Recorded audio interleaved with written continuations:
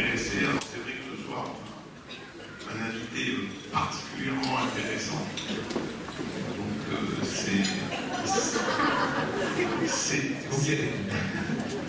Bon, je prends pas beaucoup de risques.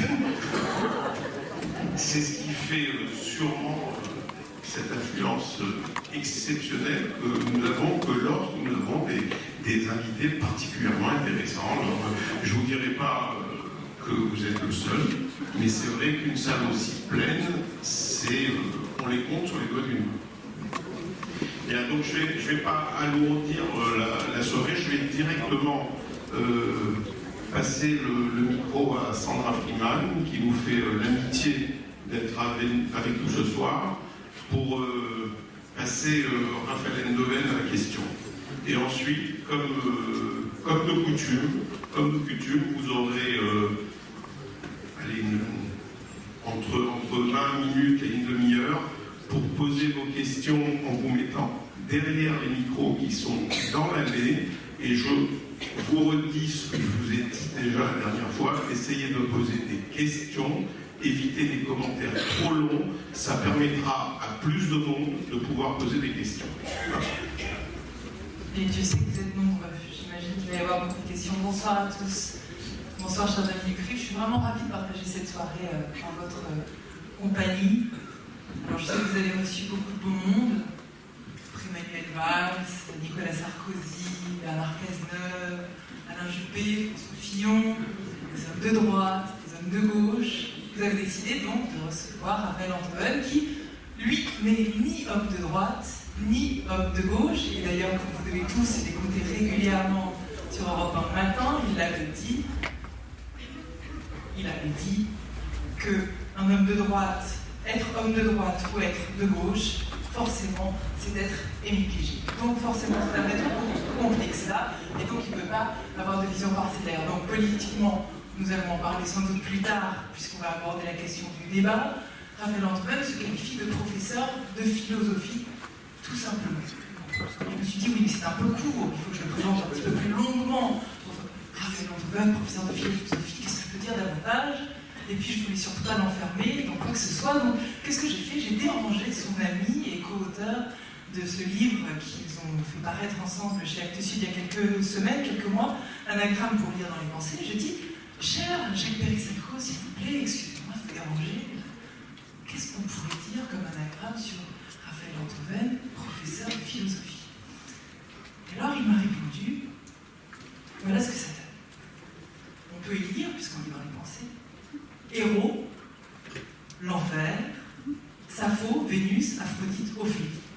C'est ça son anagramme, Raphaël Enthoven, professeur de philosophie. Bref, cet homme serait un peu toutes les femmes, à la fois dangereux et merveilleux. Donc on va essayer de passer à autre chose. J'ai cherché un autre anagramme, le maître de philo. Et c'est l'idée triomphale. Quelle est l'idée triomphale de Raphaël Enthoven? On va essayer de le trouver ensemble ce soir. On sait que celle de Socrate, c'était de se comparer à un temps. Raphaël Enthoven, vous le verrez, est plus attiré par la mouche de l'urinoir, mais il vous expliquera pourquoi. On en parlera un petit peu plus tard. Je ne les compare pas uniquement sur ces insectes-là et ces bestioles-là. Ce que vous vouliez ce soir, Raphaël, bonsoir. Bonsoir, Sandra. Vous vouliez qu'on parle du dialogue. Vous vouliez justement, on a eu énormément de discussions politique ces derniers temps, jusqu'à hier soir, ça risque de continuer longtemps. Mais vous êtes interrogé sur la question du dialogue. Oui, parce que c'est une question cruciale pour la démocratie, évidemment, et surtout en période électorale, on est comblé de débats, n'est-ce pas? On n'en manque pas, on en a eu plein, on va en avoir d'autres, bien sûr. En revanche, d'ailleurs, le dispositif, la façon dont les gestes sont disposés dans le débat des primaires de la droite et puissante était disposé, nous renseigne là-dessus. Les débats n'en sont pas. On n'a jamais de débat.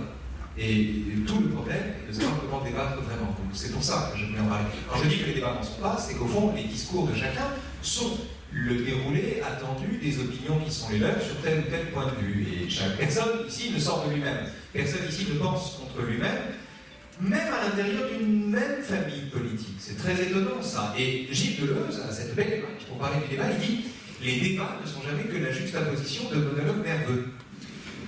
Je trouve ça assez bien vu, effectivement, parce que quelle que soit la situation, quand vous invitez quelqu'un, vous invitez en politique, en démocratie, un corpus idéologique.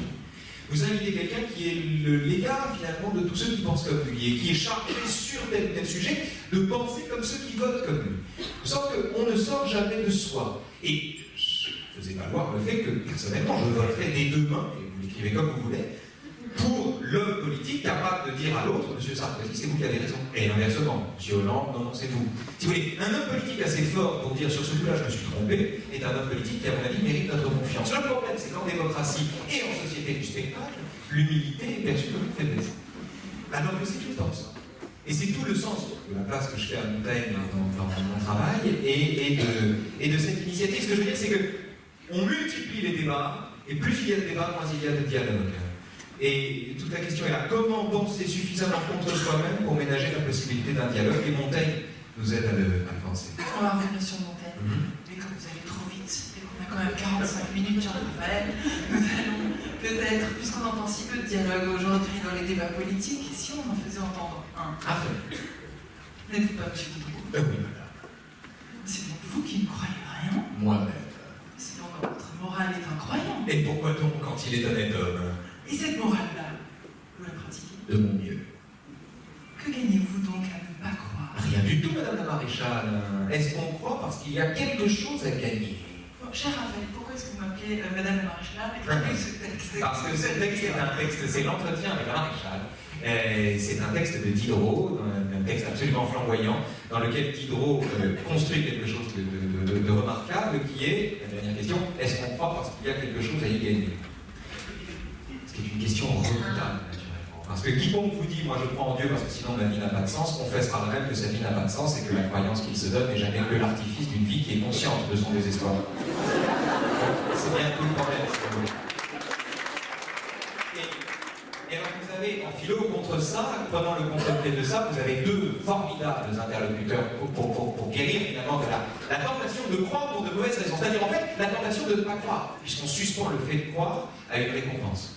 Donc on n'est pas dans la croyance à ce moment-là, on n'est pas dans un acte de foi précisément, on n'est pas dans la donation de soi, on n'est pas dans cet abandon en quoi consiste le geste de la foi, on est dans un calcul. Donc les dividendes déterminent au fond le taux de croyance qu'on pratique.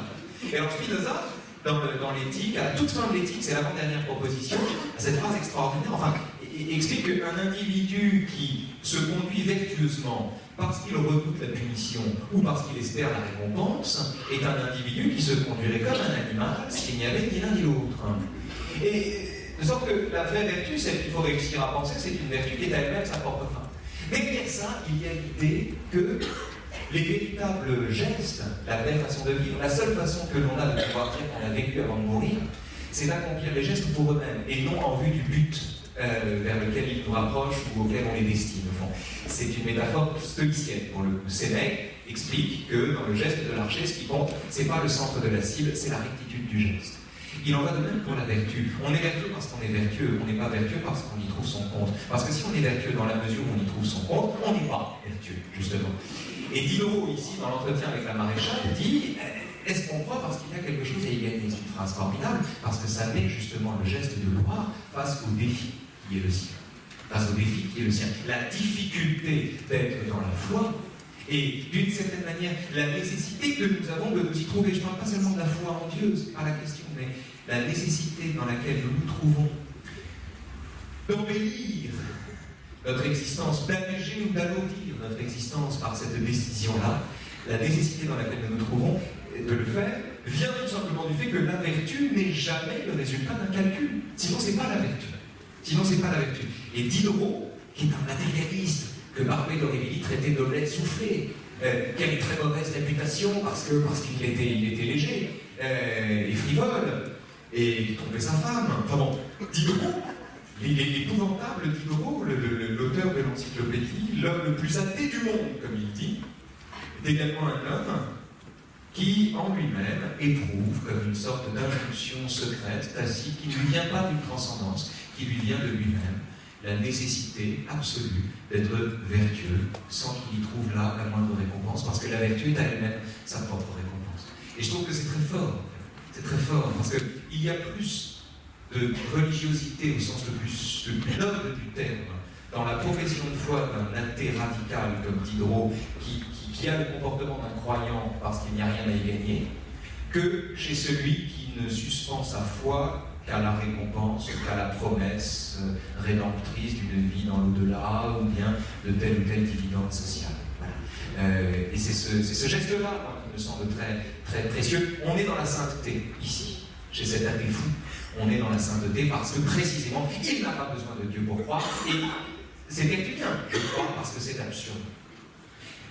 Un mot encore là-dessus. Si on vous démontre l'existence de Dieu, on vous prive par là même de croire en lui. Comment pouvez-vous croire en celui dont on vous démontre l'existence? Si l'existence de Dieu est aussi sûre que 2 et 2 font 4, vous n'avez pas la liberté de croire ou non en lui. Alors ce qu'il faut ménager, c'est précisément ce saut-là. Ce saut-là, il est contrarié par ceux qui, voulant bien faire, démontrent l'existence de Dieu et par là même le font tomber du ciel. Donc, ici, il y a, paradoxalement, chez ce matérialiste-là, à mon avis, les linéaments d'une foi véritable. Qui débouche sur une vertu qui est elle-même sa propre fin. Voilà. Et le fait qu'il passe, Raphaël, par la forme du dialogue pour énoncer ce qu'il a à dire, en quoi ça lui permet d'aller plus loin? Vous le dites en ouverture de pensée contre soi. Quelle est, en gros, la puissance du dialogue dans la forme de la philosophie? Il y a deux façons, pour résumer les choses un peu grossièrement, mais enfin, il me semble que c'est juste.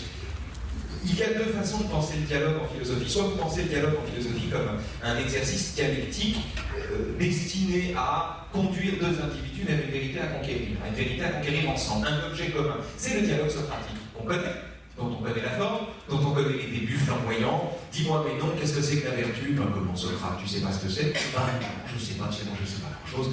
Ah bon, enfin la vertu c'est évident, pour une femme c'est ça, pour un homme c'est ça, pour un général c'est ça, pour un enfant c'est ça. Comme j'ai de la chance, dit Socrate, je te demandais une vertu, tu m'en donnes tout un essaim. Et progressivement, et là-dessus Socrate lui dit, mais si tu dis vertu à propos de tous ces comportements, c'est bien qu'il y a en tête une idée de la vertu. C'est ça que je te demande en fait. C'est l'idée de la vertu qui te fait parler de vertu à propos de comportements disparates. Ah bon? Ben celle-là, je la connais pas. Et ben voilà, on va pouvoir commencer à discuter. On va pouvoir commencer à discuter parce que tu as enfin reconnu qu'avec l'ignorance, la philo c'est quoi? La philo c'est ce moment où on progresse en remplaçant une certitude par un doute. Et Platon met ça en scène. Un progrès en philo se mesure au remplacement d'une conviction par un doute. Et c'est ce que Platon met en scène. Et Platon le met en scène de façon rigoureuse, ordonnée. Éthique du dialogue sublime. Il n'y a pas mieux. Deux interlocuteurs chez Platon se donnent la vérité comme objet commun. Ils ont la vérité en partage. Non pas parce qu'ils la possèdent, mais parce qu'ils en ont le désir. Deux personnes qui débattent en république ou en démocratie, c'est-à-dire dans un régime qui fait son deuil de la vérité, et il faut s'en réjouir. Deux personnes qui débattent n'ont pas cet objet en commun, et par là même le débat devient vite un dialogue de sourds. C'est une des pathologies de la démocratie. Mais Diderot propose, deuxième façon du dialogue, une autre version de cet art de la discussion. Et Diderot est génial, dans le Neveu de Rameau, il fait un anti-dialogue platonicien. C'est le bordel. C'est le chaos. Mais c'est pas le chaos seulement par amour du désordre.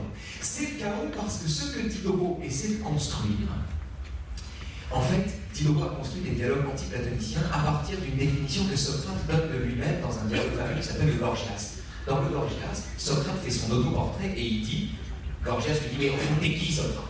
Et Socrate, la seule réponse qu'il peut lui faire, c'est je suis quelqu'un qui aime à être réfuté.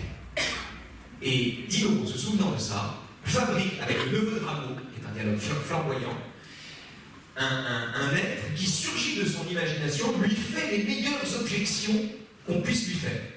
Le philosophe discute avec Rameau, et Rameau lui explique par exemple que l'éducation ça sert à rien. C'est quand même l'auteur de l'encyclopédie qui fait ça, je bien qu'il croit un petit peu dans ce qu'il faisait. Eh bien, il s'invente un personnage qui lui fait des objections devant lesquelles lui-même, en qualité de philosophe, reste quoi? Et donc, ce dialogue chaotique est un dialogue qui fait valoir en même temps le fait qu'aucune opinion n'est stable. Et c'est toujours indûment qu'une opinion se prend pour la vérité. Donc vous avez en philosophie, et le délice de la lecture varie d'ailleurs, ce sont deux délices, et le délice de la lecture varie selon ces deux lectures. Vous lisez un dialogue de Platon, vous êtes conduit progressivement, lentement de votre opinion, on commence par sanctifier à une opinion qu'on méprise, puis de l'opinion qu'on méprise à la construction d'un argument, puis de cet argument à un argumentaire, puis de cet argumentaire à quelque chose qui ressemble à de l'immuable. Avec Diderot, vous partez et vous en revenez au point où vous êtes parti, mais entre-temps, vous vous êtes fait, à vous-même la totalité des objections qu'on peut vous faire. Et quiconque a détruit consciencieusement tout ce en quoi il croyait n'a pas perdu son temps. Et c'est l'enjeu des dialogues de Diderot. Je trouve Diderot un auteur extraordinaire et vraiment pour le coup intelligemment antiplatonicien de ce point de vue. Il y a deux méthodes du dialogue. Et juste pour finir là-dessus, c'est important, dans les essais, Montaigne a cette phrase qui est vraiment sous le patronage de laquelle j'ai inscrit la démarche, et celle de la petite chronique à la radio, qui est, d'ailleurs je vais vous la lire en fait, parce que je trouve ça définitif. J'aimerais que tout candidat à la présidence de la République mette ça au fronton de son QG de campagne. Je me sens, écoutez ça, il faut retenir une chose aujourd'hui, c'est ça. Je me sens bien plus fier de la victoire que je remporte sur moi, quand, dans l'ardeur même du combat, je m'oblige à plier sous la force du raisonnement de mon adversaire, que je ne me sentais de la victoire que je remporte sur lui grâce à sa faiblesse. La vraie victoire, c'est la victoire qu'un homme remporte sur lui-même quand il est capable de changer d'avis. Et la condition du dialogue est là. Et Montaigne écrit ça au XVIe siècle. Et nous continuons d'en être incapables. Et d'une certaine manière, par définition, et ce texte est indéfiniment subversif pour cette raison-là. On a besoin exactement du contraire. Combien de fois est-ce qu'on se réunit entre gens qui sont d'accord? Par contre, mais c'est moins intéressant que de se réunir entre gens qui sont d'accord pour pas être d'accord. Voilà, c'est ce que Montaigne propose ici. Oui, parce que dans ce cas-là, quand on se réunit et qu'on est d'accord, sur quoi est-ce qu'on échange finalement? On échange. Parce que le but du dialogue, est-ce que c'est le fait de convaincre, de faire changer d'idée, d'enrichir l'autre, j'aurais envie de dire d'affirmer son savoir? Alors, ça, monsieur. Bon, le torse. Il me semble, moi, que le but d'un dialogue, c'est à la fin d'une vérité de regarder la vérité d'en face. Précisément, la phrase d'Ortega y Gasset qui a été reprise par Raymond Aron, quand on soit de droite ou de gauche, on est hémiplégique, de toute façon. Donc, on pense avec la moitié du cerveau. Le but du dialogue, c'est à la fin d'une vérité de regarder la vérité d'en face, c'est-à-dire, au fond, de s'attacher à ne pas tenir l'opinion qui est la nôtre pour une vérité ou de considérer que si elle est vraie, ça n'est qu'accidentellement. Au fond, pour le dire très simplement, vos opinions n'ont aucun intérêt. Et les miennes, tant que les vôtres, naturellement pas. Nos opinions n'ont aucun intérêt. Ce qui est important, c'est le droit que nous avons de les avoir. C'est ça qui est fondamental. C'est ça qu'on doit défendre. C'est ça qu'on doit défendre. Pour le reste, le contenu même de nos opinions, comment dire, on peut le valoir, on peut le faire valoir, on peut le défendre. On va sur les réseaux sociaux, on compte les points, on montre ses muscles, on fait groupe, on fait corps, etc. Et puis on se trouve, et puis on... Voilà, oui, c'est vrai. On le trouve maintenant. C'était quasiment contractuel. Quand je suis arrivé à Europe 1, il fallait que j'aille sur les réseaux sociaux. Donc je me suis mis à tweeter, c'est-à-dire à parler en 140 signes. Ce qui est propice au beau malentendu. Enfin, j'en sais quoi. Maintenant, on peut s'en rapprocher quand même, rester dans le sujet, parce que est-ce que du coup, à l'heure des réseaux sociaux, est-ce qu'on dialogue justement quand on est sur la toile, ou est-ce qu'on s'affirme, est-ce qu'on monologue? Alors, je vais vous raconter une histoire qui vaut ce qu'elle vaut, qui n'a. Comment dire? C'est un truc qui m'est arrivé à moi, mais un jour d'ennui de l'été. Un jour de torpeur et d'ennui de l'été. Pas d'antenne, rien. Pas d'antenne, rien. Quand on a la chance de pouvoir s'ennuyer pendant l'été, on se plaint. Un jour d'ennui, donc, je vois les infos comme ça, etc. Et puis je prends mon ordinateur et je tweete un truc tout bête. Je dis, parce qu'on était en plein machin sur le Burkini. Je dis, est-ce que les partisans du Burkini, puisque les partisans du Burkini le sont au nom de la liberté, de la tolérance, est-ce qu'ils défendent au nom de la même tolérance le port du string sur les plages saoudiennes? C'est tout bête, mais c'est pas si bête en fait. Enfin, je suis pas placé pour le dire, mais l'enjeu est, comment dire, c'est une façon de vérifier au fond que la liberté ou la tolérance n'est pas ici la limite de l'antiquité. Puisque c'est tout le problème. Vous avez d'un côté les gens qui disent comment vous êtes pour la liberté et vous interdisez. Alors ça va pas, ça, c'est pas sérieux, c'est pas cohérent. Nous sommes vraiment pour la liberté. Et en général, ceux qui le disent parce qu'ils ont une idée derrière la tête et qu'ils veulent avancer leur pion, reçoivent souvent le coup de main des bons sentiments et de virtuoses, parfois des bons sentiments qui mettent leur agilité rhétorique au service de cette arnaque. Qui fait ce bruit?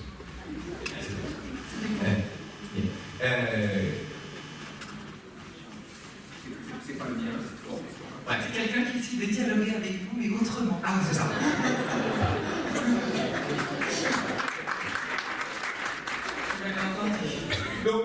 étant de dire, mais enfin, puisque c'est la liberté qui vous fait défendre le port du burkini, la même liberté doit vous faire défendre le port du string à Riyad. Moi, je n'ai aucun problème avec le port du burkini si on voit des culs nus à Riyad. Ça va très bien. Je me souviens qu'un mec et un monde qui me va si on trouve à Paris, dans de l'eau, est un monde qui me convient si on trouve aussi des strings à Riyad. Bon. Je ne sais pas qui j'ai mécontenté en disant ça. Et alors, reste que, évidemment, alors ce qui est étonnant dans cette histoire, c'est que quand vous posez une question à laquelle on n'a pas envie de répondre, la somme de ce que vous prenez sur la figure et des étiquettes qu'on vous accole sur le dos. Et les réactions étaient très intéressantes. La première d'entre elles, j'avais pas vu venir celle-là, j'étais surpris. C'était les gens qui m'ont écrit en disant qu'au fond, je luttais pour l'application des normes saoudiennes en France. Alors j'ai pris savoir. Non, pas sans savoir, très précisément. Quand j'étais venu faire. Donc au bout d'un moment, comme il y avait des paradoxes, mais au fond, vous bossez pour qui? Je bosse un peu pour le Mossad, un peu pour les services secrets saoudiens, et de temps en temps, je donne des cours. Mais c'était fascinant de voir la façon dont les gens avaient réagi, en fait. La façon dont les gens voulaient ne pas entendre la question que je posais, ou déconstruire cette question plutôt que d'essayer d'y répondre. Au fond, quel est l'enjeu dans cette histoire? L'enjeu, c'est la liberté.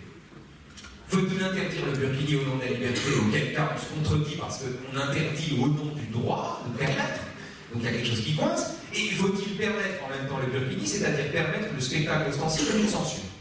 Donc comment est-ce qu'on fait? Comment est-ce qu'on se sort de ça? La formule permet d'en sortir, si j'ose dire, en tout cas de réfléchir à une possibilité de sortie, n'est pas de moi, elle est pas le droit, et je la trouve vraiment excellente. Il dit ceci, il dit « Je suis contre le burkini, et pour cette raison, contre son interdiction ». On ne peut pas être contre le burkini et pour son interdiction à la fois, c'est pas cohérent. La cohérence impose d'être contre l'interdiction parce que si on est contre, parce que pour quelle raison est-on contre le burkini? Est-ce qu'on est contre le burkini au nom de la France et des usages d'un folklore? Auquel cas, bon, c'est juste une réaction communautaire, c'est un communautarisme national, si vous voulez. Bon, c'est du folklore qu'on brandit contre un autre folklore. On va pas très loin avec ça. Mais si c'est au nom de la liberté qu'on est contre le burkini, alors il faut prendre le risque de sa présence parce que c'est un risque réciproque.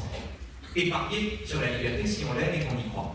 C'était la thèse de Roger Paul-Droit. Le but du tweet innocent, faussement innocent, que j'avais envoyé, était de faire réagir les gens évidemment sur cette question-là et d'obtenir une réponse. En guise de réponse, j'ai reçu des milliers d'insultes. Et ce qui était très intéressant, c'était que les insultes les plus virulentes venaient des deux extrêmes. Avec le même degré de virulence. C'est-à-dire que je me faisais insulter simultanément par les gauchistes et par, comment ça s'appelle, Léquin, Hervé Léquin, Henri Léquin de Lisquin, voilà, monsieur Radio Courtoisie, qui m'a mal nommé, qui m'a envoyé un tweet en m'expliquant que contrairement à moi, lui était ouvert d'esprit parce que moi j'étais pétri de fiel communautaire. Alors j'ai donné quelle communauté? Et il m'a parlé. C'était la fin du dialogue alors. Parce oui, que ce que vous avez trouvé, ce que j'entends à travers ce que vous dites, Raphaël, c'est que mine de rien, sur la toile, c'est un espace de dialogue très actif, un espace de confrontation très actif, contrairement à ce que vous dites aujourd'hui dans le débat politique, où finalement, quand on voit la primaire de la droite, où chacun, dans l'émission télévisée, chacun se retrouve côte à côte, personne ne se regarde, personne ne se confronte, et donc le dialogue n'est pas présent, donc on ne fait pas avancer les arguments quand on est chacun dans un monologue. Donc peut-être est-ce la toile qui est le nouvel espace d'expression du dialogue. Mais oui, mais bien sûr, sauf que c'est peu de choses à côté du délice d'avoir quelqu'un qui arrive très vindicatif, qui vous répondez civilement, qui, surpris par la civilité de votre réponse, change de ton, ce qui est déjà sympa, qui ensuite rentre dans une discussion avec vous, qui tient bon sur l'opinion qui est la sienne. Je ne demandais pas de changer d'opinion, ça se trouve j'ai la même que lui. Je ne demandais pas de changer d'opinion, seulement il tient bon sur l'opinion qui est la sienne, et le dialogue se clôt par bon, on va dire que je ne suis pas d'accord avec vous, mais je respecte la façon que vous avez de m'écouter. Ce genre d'épiphanie en ligne, c'est-à-dire, au fond, à qui on s'adresse? On ne s'adresse pas aux gens qui sont convaincus de ce qu'ils pensent. Sioran, le grand philosophe romain Sioran, avec cette phrase extraordinaire, il disait « N'est convaincu, n'a de conviction que celui qui n'a rien d'approfondi ». Guitry avait repris cette thèse. Un jour, il discutait avec quelqu'un qui lui disait « Je suis convaincu », et Guitry lui a dit « Vous prendrez votre revanche ». Et moi, j'étais face à quelqu'un qui, voilà, à une conviction vraiment dont on sent que la vie du convaincu en dépend, si vous voulez, il n'y a rien à faire. En revanche, je me trouvais sur la toile un bon paquet d'indécis, dont il ne s'agit pas de modifier les certitudes, mais à qui on sent qu'on peut offrir en cadeau, au fond, un tout petit peu de doute. Un tout petit peu de doute, c'est-à-dire de civisme, c'est-à-dire de dialogue. Et pour 10 insultes, une personne qui vous dit « Ok, on n'est pas d'accord, mais je vous serre la main », honnêtement, les insultes, on les oublie. Et ça fonctionne comme ça. Donc on peut avoir espoir pour cette pratique. Quand vous parlez d'incivilité, en réalité, on parle de la forme du dialogue, oui, c'est le fond d'une certaine Mais alors oui, et c'est fondamental parce que c'est tout dans le texte que j'ai lu tout à l'heure de Montaigne, juste avant Montaigne, il fait une différence entre la matière et la manière. Et il dit ceci que je trouve absolument formidable, il dit nous sommes sur la manière du dire et non sur sa matière. Alors, la première lecture, un peu superficielle, est de dire oh oui, il est frivole Montaigne. Il est frivole, il s'occupe des formes, il ne s'intéresse pas au fond des choses, il s'occupe de la manière au lieu de s'occuper de la matière, alors que c'est la matière qui compte, c'est la substance de sa parole qui compte. Et lui, il s'intéresse qu'à la manière. Mais en fait, Montaigne est beaucoup plus intéressant que ça. Ce que dit Montaigne, quand il dit qu'il est sur la manière et pas sur la matière, c'est que le contenu de notre discours est un effet de surface, parce que ce ne sont jamais que nos opinions. Ce qui compte, c'est la structure de nos discours, c'est le degré d'ouverture que l'on injecte dans l'opinion que l'on brandit. C'est la manière qui compte. C'est la manière qui est importante, et pas la matière. La matière, c'est la surface. Et la manière, c'est le fond. Puisque, d'ailleurs, c'est si vrai que quand on brandit un dogme, en général, on est hermétique au dialogue. Le contenu même d'une opinion, le taux de dogmatisme contenu dans une opinion, détermine aussi la capacité d'ouverture de celui qui l'énonce, et la façon qu'il a de la présenter. Quand Montaigne dit on est sur la manière et pas sur la matière, il dit qu'il préfère une adversité loyale et civile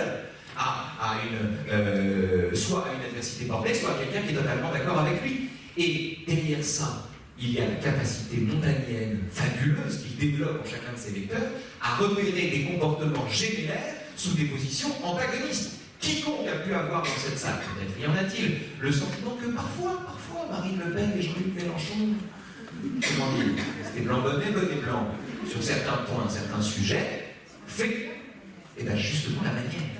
Sauf que, rien à la matière, parce que c'est vrai que les sujets de désaccord sont rarissimes entre les deux, mais c'est une autre affaire. Ici, on s'intéresse à la forme même du discours, la figure tribunicienne de Mélenchon, de Marine Le Pen, la posture du candidat du peuple, c'est-à-dire du candidat qui élimine les puissants qui s'interposent entre lui et le peuple, de manière à se faire passer pour l'émissaire du peuple, tout en récusant toute adversité et tout en ayant les coups des franges pour gouverner comme il l'entend. Donc la figure tyrannique du candidat du peuple, cette figure-là qu'ils ont en partage ici, est une figure, comment dire, qui impose l'analyse montagnenne, c'est-à-dire de juger les gens selon leur manière, parce que leurs intentions sont ouvertement, à première vue en tout cas, antagonistes.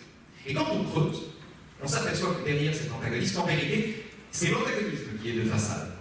Alors que les comportements, eux, sont gémellaires, homogènes, compatibles.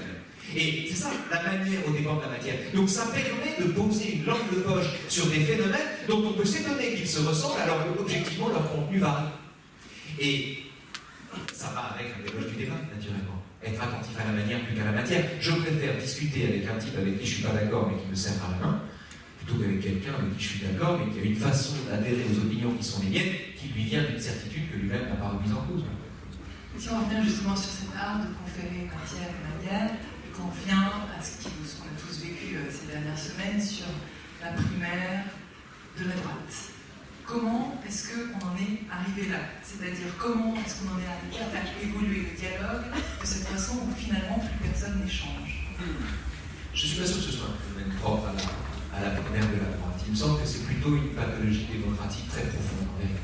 C'est pour une raison simple, je veux dire, si vous êtes élu, vous êtes malgré tout en situation de représenter les gens qui pensent comme vous n'êtes pas tout à fait le propriétaire de vos opinions, vous êtes le porte-parole de vos opinions, et vous essayez de les faire valoir. Le jeu politique impose ça.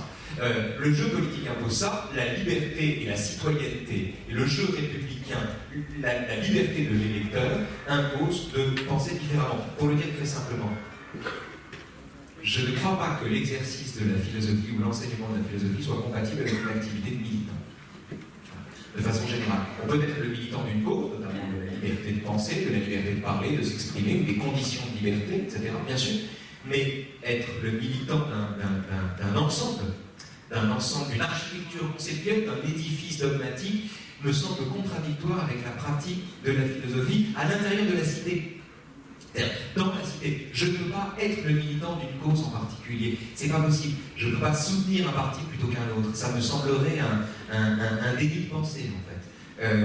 Et c'est une hémiplégie. Oui, une hémiplégie. Et en l'occurrence, quand on a, pendant les primaires de la droite, c'était très intéressant, puisque, en fait, comme dit Bergson, on ne voit pas les choses mêmes, on voit les étiquettes qu'on a collées sur elles. Et dans cette histoire, les candidats s'estompaient derrière l'étiquette qu'ils avaient, tous. Et les étiquettes elles-mêmes variaient selon la personne qui les regardait, naturellement. On n'a pas, me semble-t-il, en fait, ils ne se sont pas enduits d'anti-adhésifs, ils n'ont pas empêché l'étiquetage. Voilà. C'est ça mon regret, et à gauche ce sera pire. Donc, de ce point de vue, mais il y a à apprendre là-dedans, apprendre et à apprendre. Là-dedans, sur la façon qu'une idée a de se présenter. Il me semble que c'est important, et qu'au fond, le travail d'un électeur, c'est de faire ça. C'est-à-dire de faire à celui pour qui on a l'intention de voter tous les procédures. C'est presque un travail scientifique. Une théorie scientifique n'est recevable que si elle est falsifiable. Si votre travail consiste à vérifier ce que vous croyez savoir déjà, vous êtes complotiste. Vous vous déguisez en enquêteur, alors qu'en réalité, vous prélevez dans le monde ce qui va dans le sens d'une conviction liminaire. Si en revanche votre travail est celui d'un honnête enquêteur qui s'expose à la vérité des faits et qui accepte d'être invalidé par les faits qu'il exhume, alors à ce moment-là vous êtes dans un travail, me semble-t-il, de reconquête citoyenne précisément du jeu politique. Et est-ce que dans ce jeu politique, le fait qu'il y ait de moins en moins de dialogue, c'est parce que tout le monde parle la même langue? Oui et non, parce que d'abord il y a des différences de discours entre les hommes politiques, chacun le sait. Et pour le dire vite, si là encore il fallait résumer ces différences grossièrement, mais bon, c'est une distinction qu'opère Michel Foucault dans ses derniers cours au Collège de France. Michel Foucault distingue le franc-parler de ce qu'il appelle le vérité.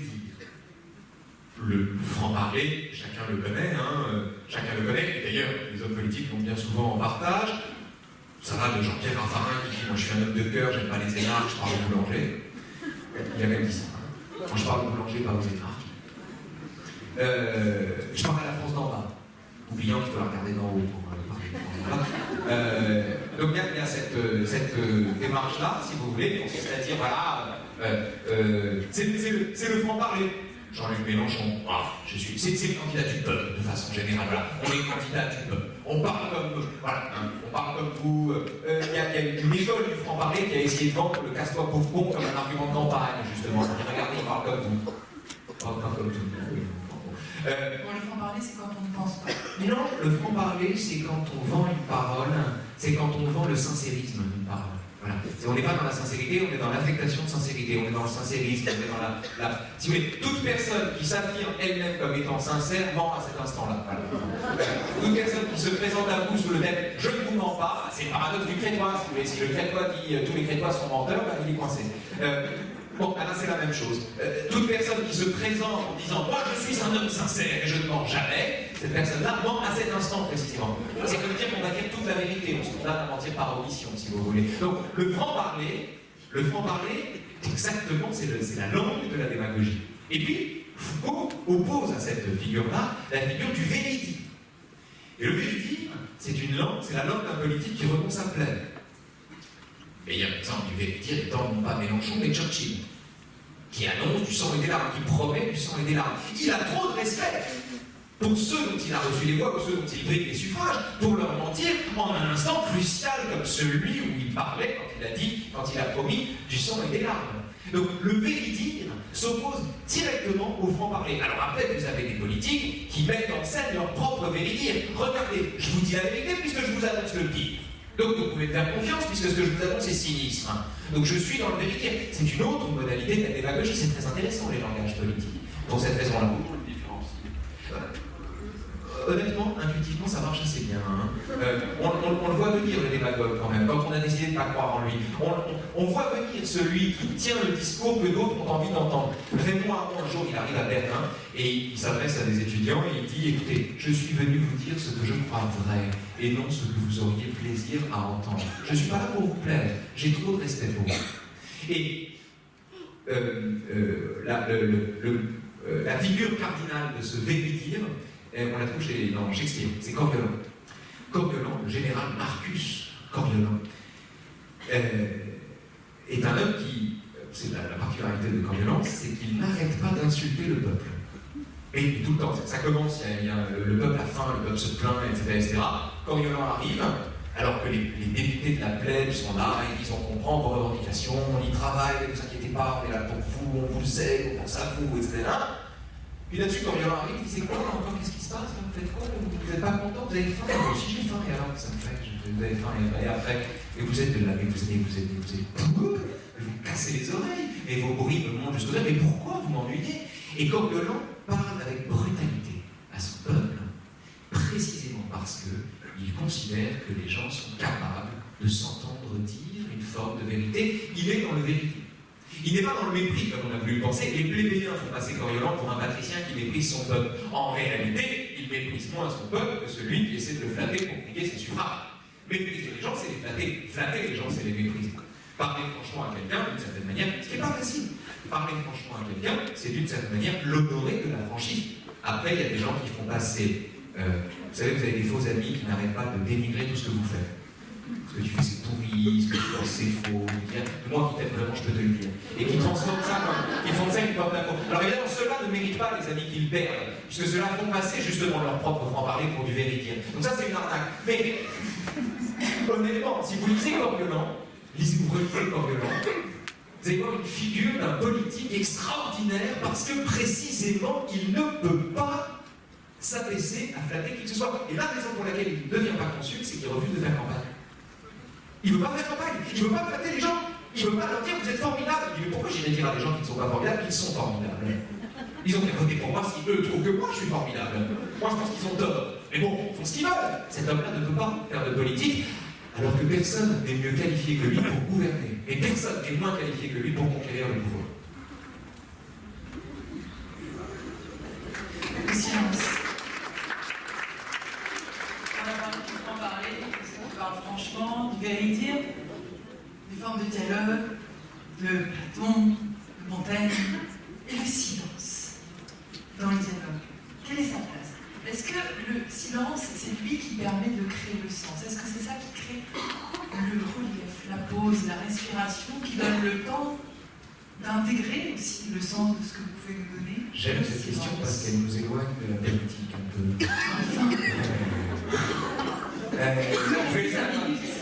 Je peux citer encore Guitry, il disait le privilège du génie, quand la musique de Mozart s'est tue, le silence qui s'ensuit est encore de lui.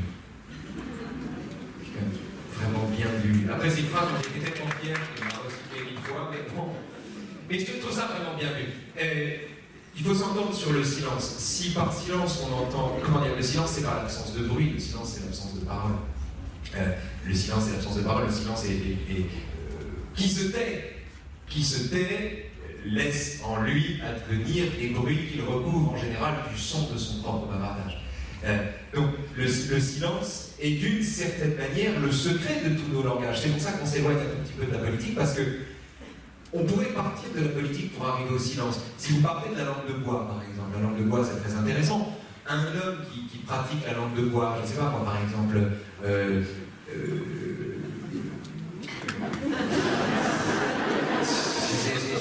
c'est le choix d'embarras. Allez par les francs. Un homme qui pratique la langue de bois, le premier qui me vient à l'esprit, là, c'est Estrosi pendant les régionales, tiens, très intéressant. Estrosi pendant les régionales, entre les deux tours, ne pouvait pas naturellement désavouer Sarkozy. Il ne pouvait pas, Sarkozy, c'est que la suite en dépendait. Enfin, il n'avait rien contre le fait de toucher les voix de la gauche quand même, et de recevoir les voix de la gauche dans l'entre-deux tours. Il se trouve que la gauche, plus républicaine que les républicains sur ce coup-là, c'était d'exister là où les républicains avaient refusé de le faire quand eux-mêmes étaient arrivés troisième. Bon. Et donc, la consigne était on se maintient, et sur le terrain, Estrosi disait c'est quand même sympa de donner vos voix, donc il était partagé. Et donc il ne pouvait pas répondre à El Kaprache, non, Nicolas Sarkozy a tort. Donc des circonvolutions, des machins, des trucs, etc.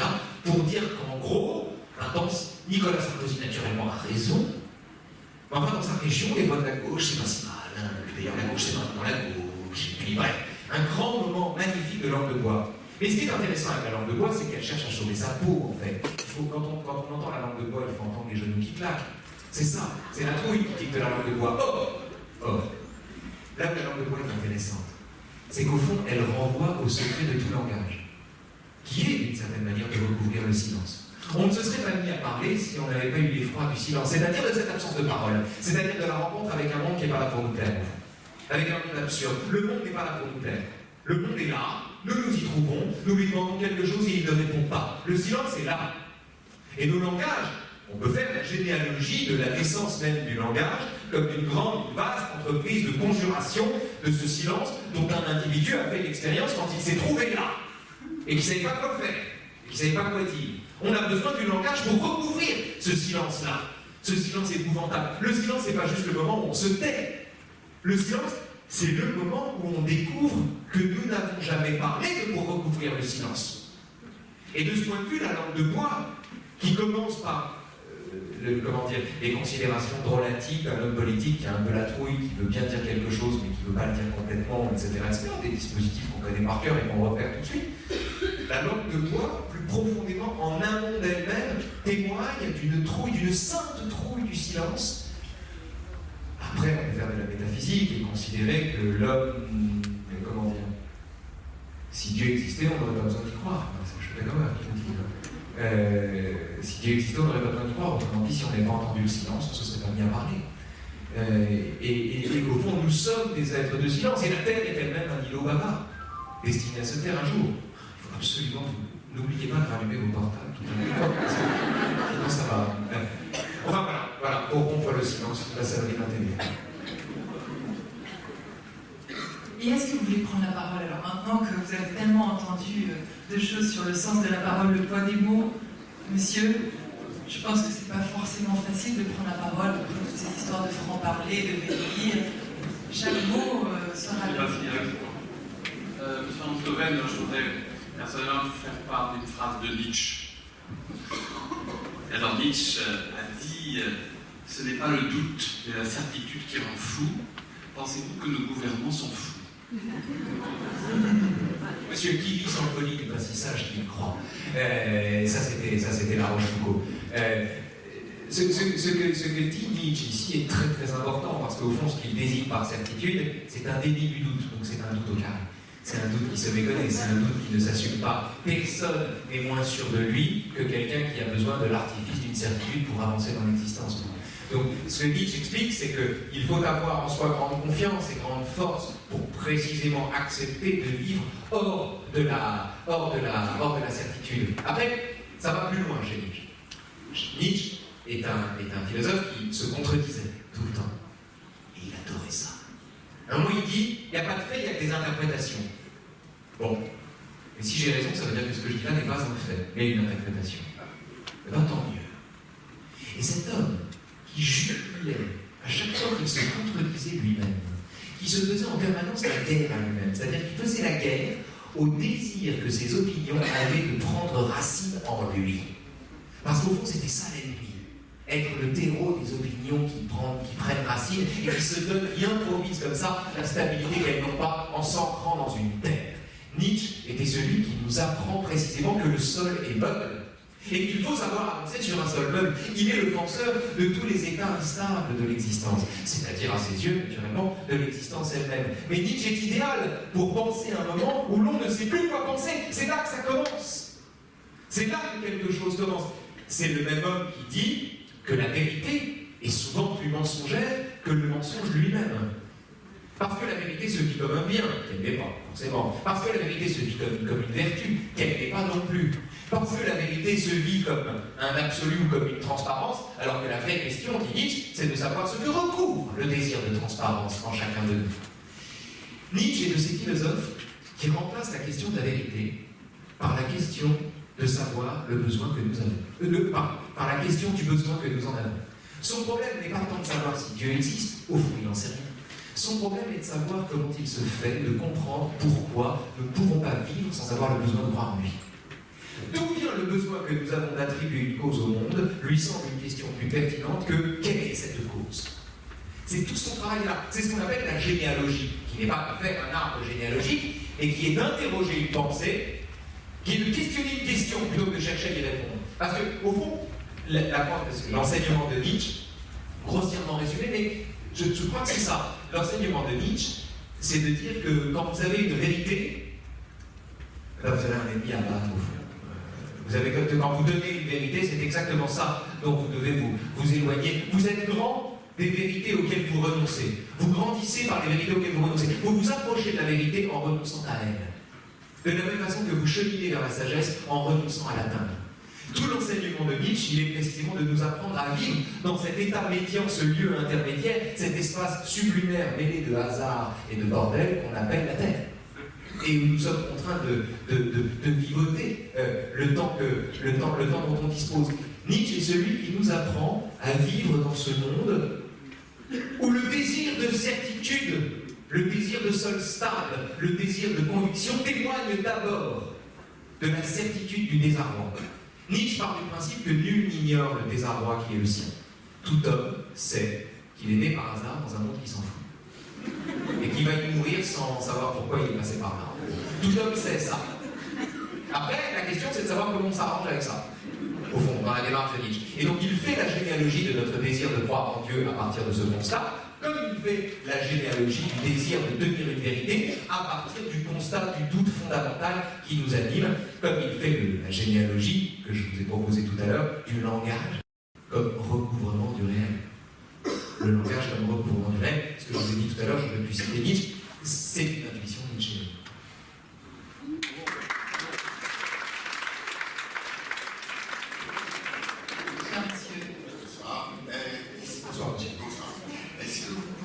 Nous apporter des précisions sur la distinction que vous pourriez faire entre nos contradictions, dont vous avez beaucoup parlé, et une notion que vous n'avez pas utilisée, qui, je crois, relève beaucoup de la psychanalyse, mais aussi de la philosophie, qui est l'ambivalence. Je pense notamment à une expression qu'on a beaucoup attribuée à François Mitterrand, mais dont je crois qu'il n'avait pas le monopole, tout et son contraire. C'est pas la même chose. Tout et son contraire, il écrit comment et. Ah, écoutez. Alors c'est moins intéressant. Ah, il est plus là pour changer d'expression. Je ne suis pas compétent pour vous parler de l'ambivalence. Parce qu'on est en présence, je crois, d'une pathologie objective qu'on peut repérer. Il y a des médecins, certainement, des psychiatres, et ça, c'est l'ambivalence. Ici, il y a aussi, c'est aussi une pathologie. Après, être ambivalent, ce sont deux choses différentes, pardonnez-moi, ce sont deux choses différentes. Il me semble qu'on est plus ambivalent quand on tient à tout prix à être le tenant d'une seule vérité, parce que à ce moment-là, à la façon dont quelqu'un convaincu de la culpabilité de quelqu'un va fabriquer les preuves de sa culpabilité. C'est-à-dire va trafiquer les preuves pour obtenir la culpabilité dont par ailleurs il est convaincu. Il est dans une position ambivalente. Mais la question de l'ambivalence, ici, est une question, si vous voulez, sur laquelle moi je ne travaille pas. Pour une raison très simple, c'est que... j'en sais pas, en fait, je sais pas. En fait, j'ai failli qu'on réponde, mais je vous aurais répondu une bêtise, pardon. Non, excusez-moi, c'est mon ambivalence. J'ai cru pouvoir...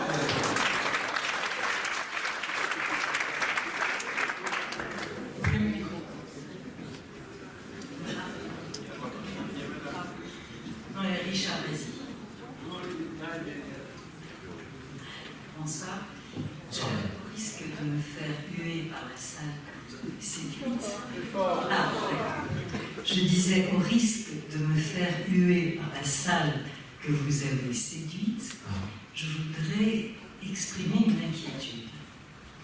Nous vivons dans un monde où les politiques et les médias ne sont pas justement sur le domaine des idées, mais utilisent des petites phrases et des formules en ne permettant pas au public d'accéder, de comprendre la complexité des situations dans lesquelles ils vivent. Et vous êtes un philosophe, j'ai adoré un certain nombre de vos formules, mais justement, ce qui m'inquiète, c'est que ce sont des formules séduisantes, drôles, brillantes, et je me demandais si elles permettent de nourrir les idées, le débat d'idées auquel vous avez fait référence un peu plus tôt. Je suis mal placé pour vous répondre. Il y a plusieurs choses dans votre question. D'abord sur l'univers médiatique en lui-même. Pour le connaître un peu, et depuis un petit moment,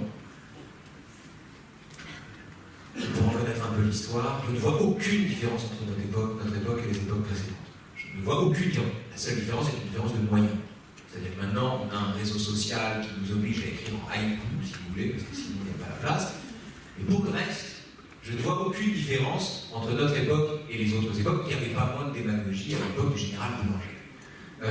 Il n'y avait pas moins de démagogie sous le régime de Vichy, il n'y avait pas moins de démagogie, quelle que soit l'époque, si vous voulez, que nous vivons. Le taux de démagogie, le taux de fiel simplificateur est toujours très élevé, en définitive. On a toujours du boulot.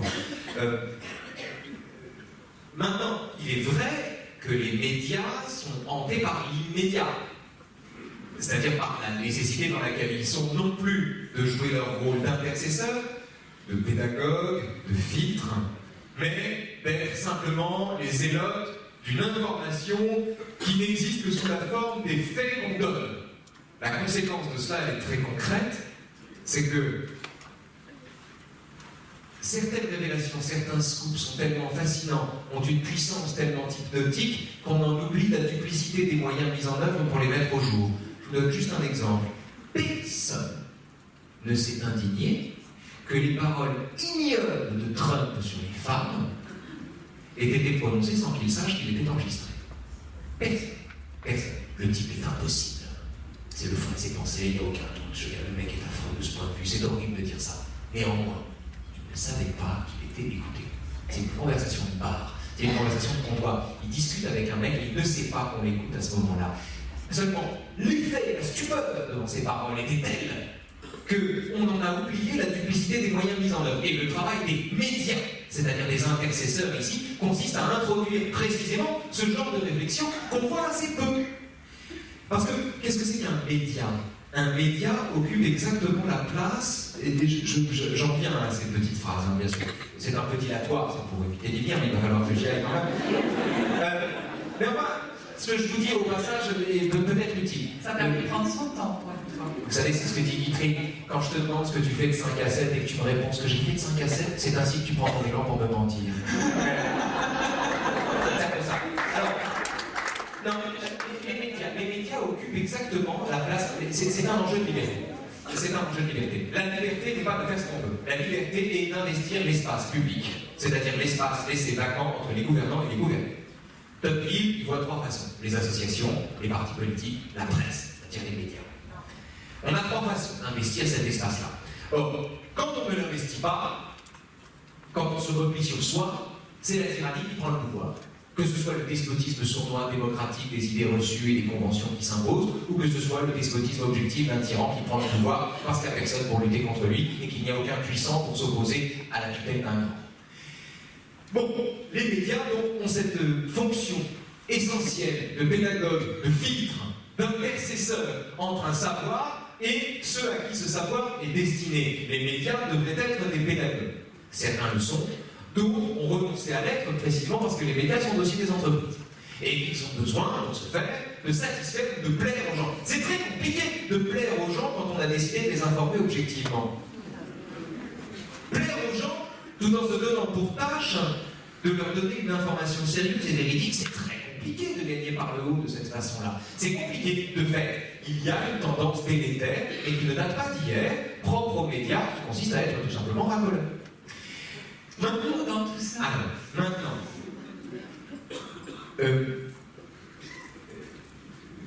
pendant 15 ans, j'ai travaillé sur un média tout à fait particulier, France Culture, où quand je suis arrivé, on m'a dit qu'est-ce que tu fais dans la vie? T'es prof de philo? Oui. Je venais d'avoir la grecque et j'enseignais, et là, t'es prof de philo? Oui. Ben, on fait la même chose.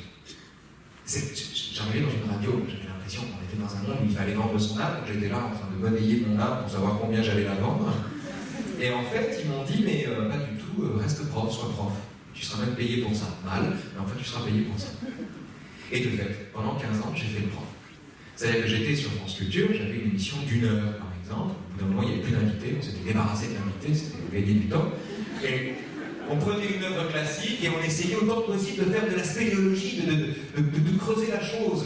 Et au hasard de ces divagations à l'intérieur d'une œuvre, de cet approfondissement d'un texte, au hasard de cela, on pouvait rencontrer tel ou tel passage, telle ou telle sentence, tel ou tel paradoxe, qui éventuellement pouvait éclairer notre temps contemporain, notre temps présent.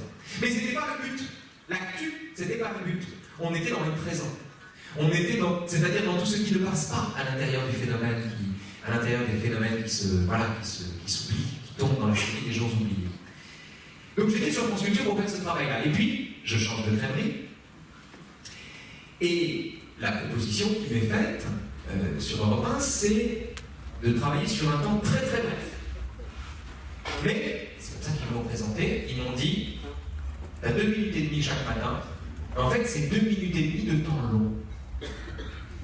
Comme si la longueur du temps n'était pas le nombre des secondes, mais comme si la longueur du temps était une qualité du temps lui-même, c'est-à-dire était fonction des propos que ce temps permet de tenir. Et je trouvais ça intelligent.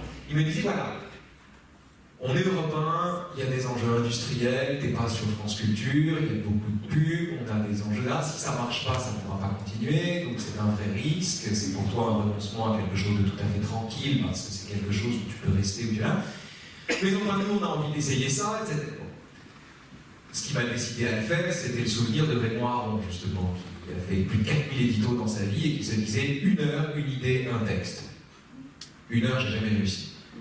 Une idée, un texte, ça commence à venir, si vous voulez. Mais j'avais ça en tête. Je me suis dit, comment je vais faire tenir un éléphant dans une smart? C'est-à-dire, comment je vais faire tenir une idée dans un temps bref? Je me suis dit, il y a 2 façons de le faire. Soit je suis elliptique, soit je suis concis. Et le pari de la morale de ma faute, c'est précisément d'être concis, pour éviter l'ellipse, pour ne pas se moquer des gens. D'être concis, c'est-à-dire de ramasser en peu de mots beaucoup de choses, autant de choses qu'on peut, c'est-à-dire de faire passer des idées. Au fond, je les écris de la façon suivante. Au départ, c'est très long, et ensuite je le fais passer à une distillerie. 10 kilos de pommes de terre pour quelques gouttes de vodka. C'est la règle. C'est comme ça que ça marche. Maintenant, il est vrai que le produit fini, il prend du temps, c'est très long de faire court, hein, donc ça prend du temps, mais le produit fini peut donner le sentiment qu'on a fait des paradoxes un peu comme ça, et qui se terminent par des formules à l'épate. C'est possible. C'est possible. C'est le risque de l'exercice. Je ne renonce pas au sentiment nietzschéen qu'on peut faire tenir beaucoup de choses en peu de mots, mais d'abord, j'y arrive pas tout le temps. Peut-être que j'y arrive jamais. Peut-être aussi que c'est le risque d'un chatoiement, d'un scintillement qui viendrait au fond recouvrir une absence d'idée. Voilà, tout ça est possible. Tout ça est possible. Tout ce que je peux vous dire, c'est que c'est un exercice difficile et que j'essaie de le faire avec le maximum d'honnêteté, de sincérité et de travail possible. Mais c'est pas gagné, hein. C'est jamais gagné. On ne fait jamais assez de bien, on fait toujours le mal une fois de trop. Le jour où je me plante, je me plante.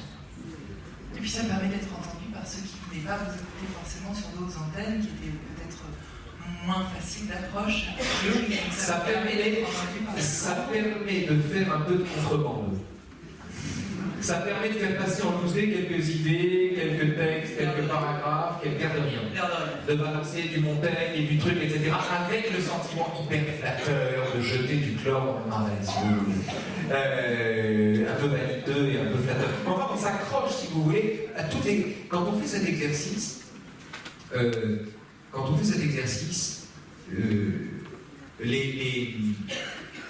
les gratifications narcissiques ont leur importance en fait. Je veux dire, celui qui vous dit qu'il s'en fout des réactions, etc., fait le malin, en vérité. Celui-là, on a besoin, comme dit Romain Gary, la vie, ça demande des encouragements. Ce genre de truc, effectivement, ça demande des encouragements. On se sent assez vite très seul, en fait, quand on fait cet exercice, parce que être comptable au quotidien d'une parole comme celle-là, une parole qui est dans un espace avec un haut-parleur comme ça, être comptable de ce qu'on dit, ne pas faire d'édito et en même temps essayer d'éclairer un peu les choses, avoir peu de place pour le faire, ne pouvoir mettre qu'une idée dans un seul texte et en même temps faire valoir un paradoxe et éventuellement dire ce qu'on pense. Voilà. C'est compliqué et il se peut que j'échoue à le faire, c'est possible. Ce que je sais, c'est que c'est un travail de longue haleine. Je vais continuer à partager la parole. J'étais fasciné par ce que vous avez dit et je vais m'excuser de retomber dans le trivial, c'est-à-dire dans le politique, puisque vous y sommes. J'ai l'impression que le politique est l'inverse du dialogue et que le dialogue est absolument impossible en politique, ne serait-ce que parce qu'il y a cette discordance entre un individu d'un côté et une masse d'individus de l'autre côté. Et par ailleurs, vous avez parlé de Nietzsche, vous avez parlé de ce sol mouvant qu'il créait chez ses lecteurs. Et ce sol mouvant, nous l'avons vu dans l'évolution de la philosophie moderne. On l'a vu avec les déconstructionnistes qui nous ont déconstruit une grande partie de ce que nous croyions être des vérités. Et je me demande dans quelle mesure ce qui s'est passé récemment, ce qui s'est passé hier par exemple, n'est pas ce qui s'est passé hier dans le domaine politique et dans le domaine électoral. Je me demande, disons-le bien sûr, je n'ai courage, courage. Je me demande dans quelle mesure ce n'est pas non plus la traduction d'une espèce d'angoisse des individus électeurs devant ce sol si meuble, ce sol des certitudes si meuble, et cette image qu'a voulu donner un candidat de certitude bien cadrée, bien délimitée. Et est-ce qu'il n'y a pas là une véritable contradiction entre la recherche d'un individu lui-même et le besoin politique qui, lui, ne permet pas, lui oblige à une certaine direction, oblige à certaines décisions. Il y a tant de questions dans votre question. Je les prends toutes. En peu de mots. D'abord, il me semble que le propre, la singularité, la particularité de la démocratie, c'est d'être un régime imparfait. Un régime perfectible. Un régime qui repose sur l'alternance. La bonne santé dépend de l'alternance.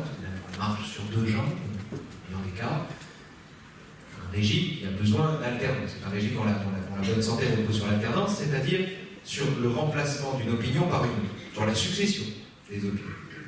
C'est un régime qui, pour cela, fait son deuil de la vérité. Parce qu'évidemment, s'il y avait la vérité, il n'y aurait pas de débat. Il y aurait la vérité, ceux qui n'y croient pas, à la façon dont vous avez des gens qui vous laissent le choix entre avoir tort ou être d'accord avec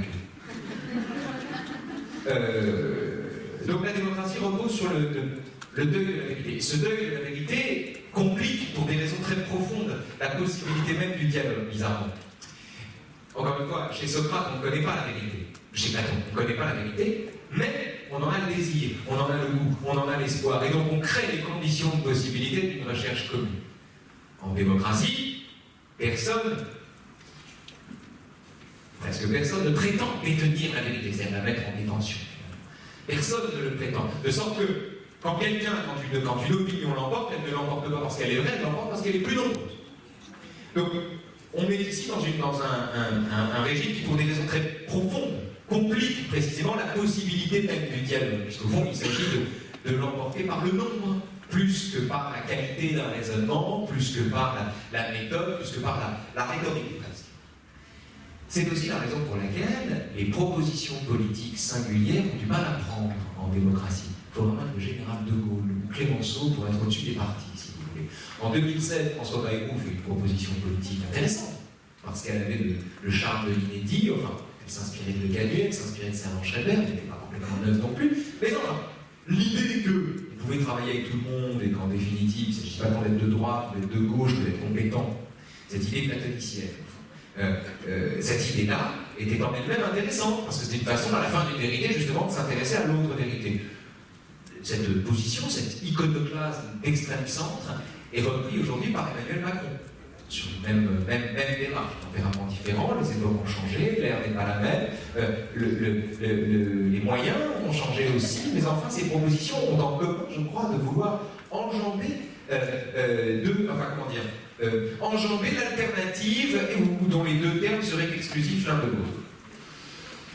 Est-ce que ça fonctionne? Je ne crois pas, de façon générale, et je ne crois pas en particulier dans un système majoritaire. Dans un régime majoritaire, tout est fait, au fond, pour binariser la politique et les figures singulières, à moins d'être portées par un grand mouvement populaire démagogique, et encore, ça ne débouche pas sur une représentation à l'Assemblée, les grands mouvements de cette nature-là, à mon avis, n'ont pas de place précisément à l'intérieur du mode de scrutin qui est le nôtre. Je ne suis pas sûr qu'il faille s'en désoler.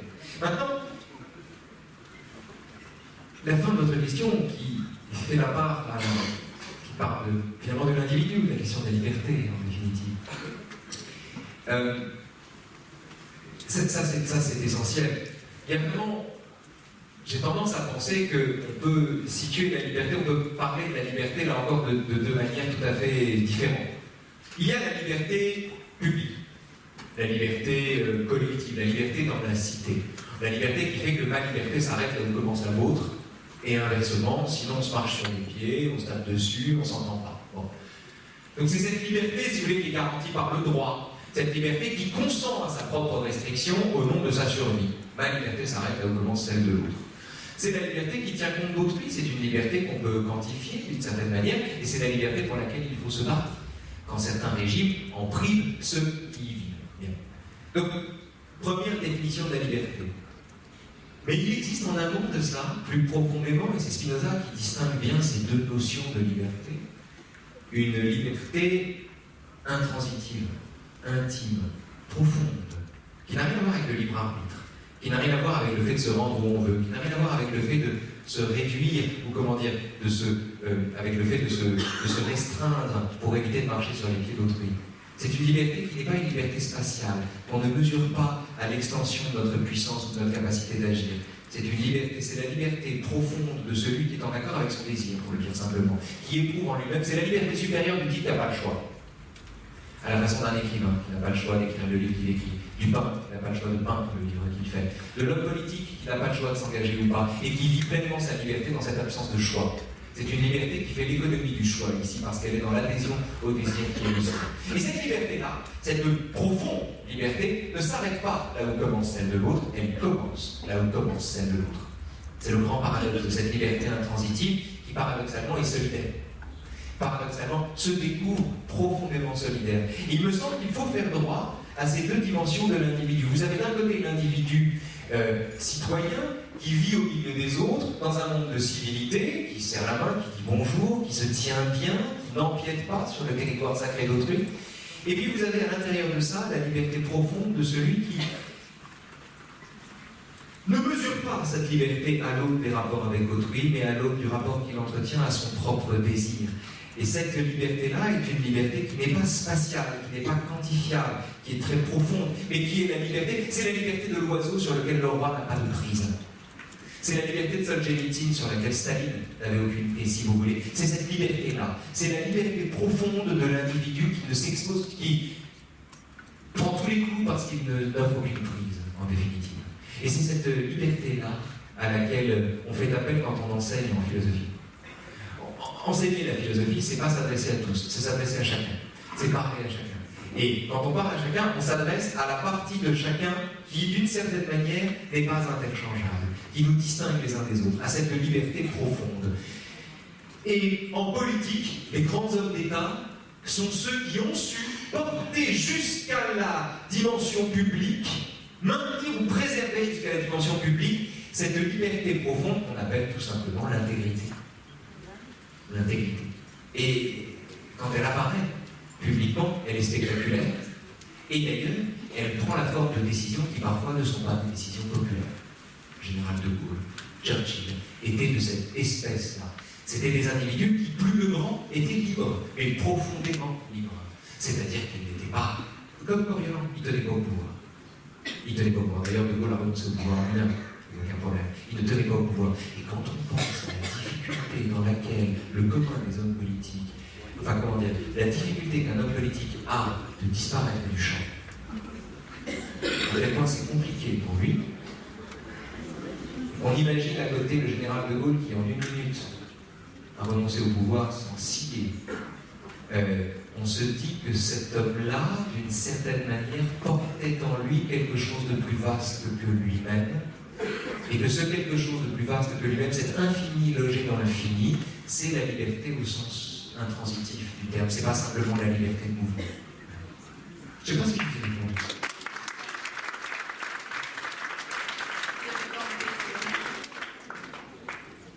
Monsieur. Vous avez beaucoup frustré, en tout cas moi vous m'avez beaucoup frustré parce qu'avec tout ce que vous avez dit, on parlait de dialogue, mais on ne pouvait pas vous répondre à chaque fois. J'aurais tellement aimé vous contredire sur chaque point. C'est dommage.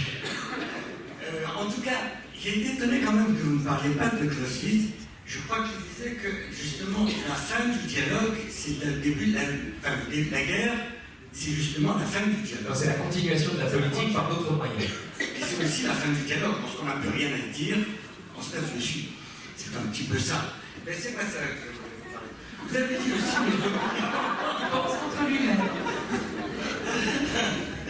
Non mais, vous avez dit dans tout ce que vous avez dit, j'ai remarqué que vous avez dit nos opinions n'ont aucune importance, ce qui compte c'est de pouvoir en avoir et de les défendre. Est-ce que ça n'est pas ouvrir la porte à dire que toutes les opinions se valent, et avec le danger que l'on sait, je suis antisémite après toute cette dispute, pourquoi pas?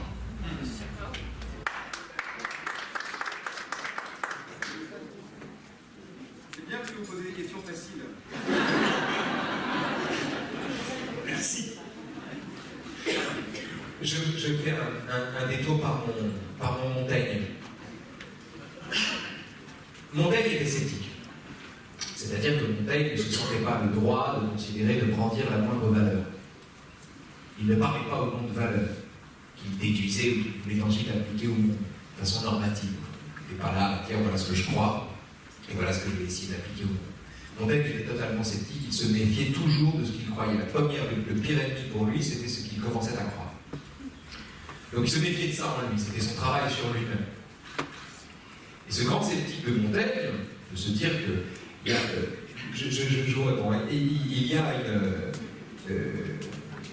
ce grand sceptique de Montaigne a longtemps été brandi justement par les élèves de terminale pour dire que quand on est sceptique, on n'est pas forcément tolérant, parce qu'au fond, quand on tolère tout, on tolère aussi l'intolérable. On tolère les trucs impossibles, etc. Donc, si vous voulez, c'est une question terminale. Pour être sceptique, suffit-il d'être tolérant? Première partie, ah ouais, bien sûr, parce que si t'es sceptique, tu crois pas des trucs, donc t'acceptes les trucs que les autres croient, donc en gros t'es tolérant. Mais, transition, est-ce qu'on est vraiment tolérant quand on tolère le nazisme ou des traits méchants comme ça? Alors non, ça c'est pas de la tolérance c'est pas seulement laisser faire, laisser passer, c'est aussi une valeur.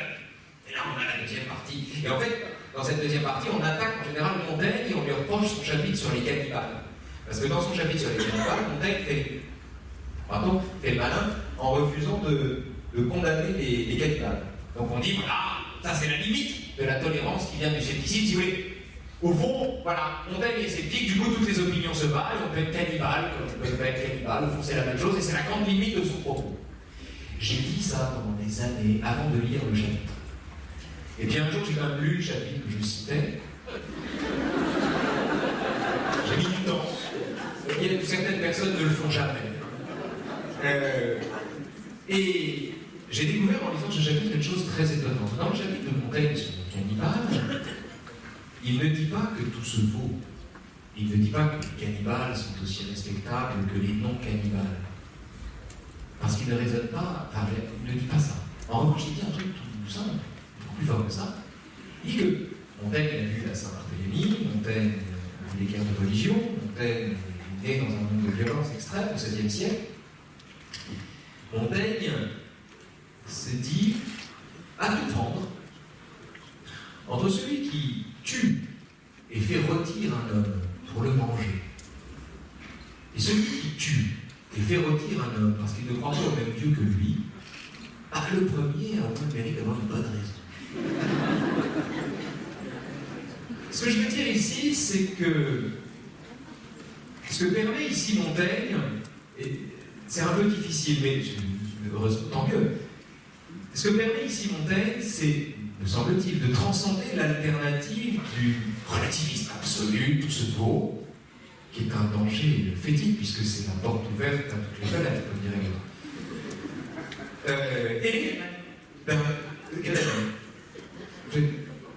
Absolument. C'est Gadamer. C'est la porte ouverte à toutes les fenêtres, c'est Gadamer. On a chacun ses références.